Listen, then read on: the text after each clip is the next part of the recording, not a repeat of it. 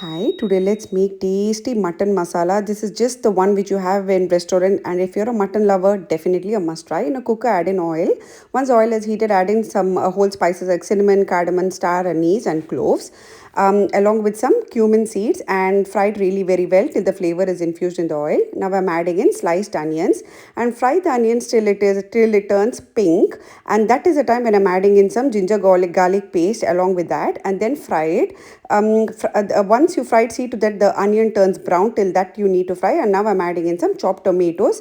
Now I'll give it a good mix, and I'll add in some basic spices like salt, turmeric powder, Kashmiri chili powder, coriander powder, cumin powder and garam masala. No any kind of fancy masalas, simple masalas yet great flavor.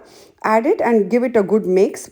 Mix all of these ingredients really very well till the oil separates.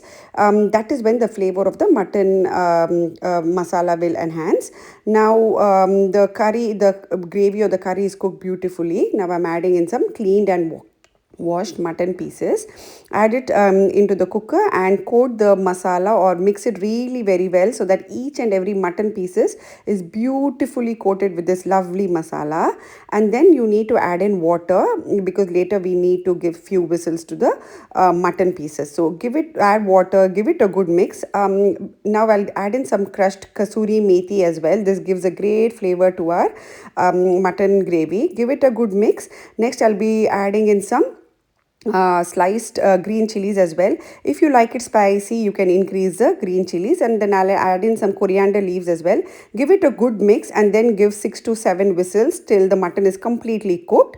Now look at this, the mutton is beautifully cooked. Give it a good stir and just give it a boil once again.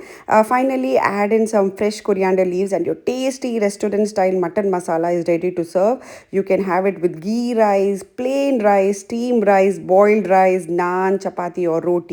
Please note the measurement and the ingredients are on the screen. If you like my recipe, please don't forget to like, share and subscribe.